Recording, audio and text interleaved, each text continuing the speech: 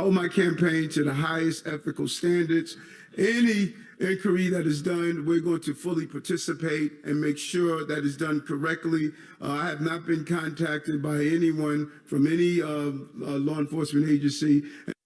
Contacted by the FBI or any investigators. But what we do know that happened yesterday was that his chief fundraiser, Brianna Suggs, the woman who has been raising money for him for his 2025 re-election campaign, and the woman who raised millions of dollars for his first mayoral campaign, her home was raided by the FBI along with several other homes in the area.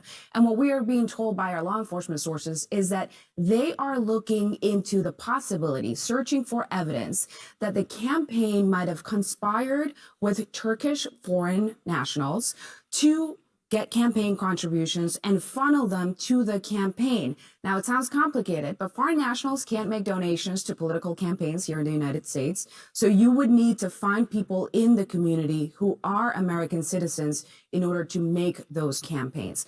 That's what they're looking at so far. Now, we did hear from the mayor on this late last night. He was asked about the investigation, especially after he rushed back from Washington, D.C. He had a really important meeting with the White House yesterday. And shortly after the raid started, the mayor turned right back around to New York to say he needed to deal with this matter. This is what he said. So I think this is just the beginning. We'll see how much more comes out and whether or not this is going to get to the mayor. But right now, it's certainly very, very close. Yeah. Are there concerns about like political the actual political, because you mentioned this 2025 re-election campaign. Yeah. She's raising for it.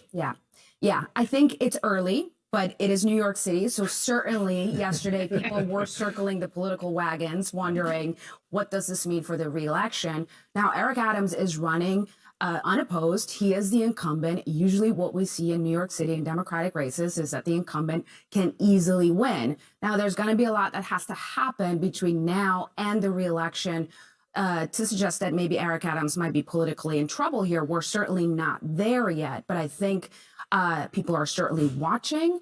And so far, there's no one who has said they're going to challenge him either on the right or on the left. But I think people are certainly watching this to see how much more comes out, if anything at all, and to see if there is an opening to indeed challenge him. They always are. Not an ideal headline. Not an ideal headline. No, not so much. Gloria, we appreciate it. Thank you.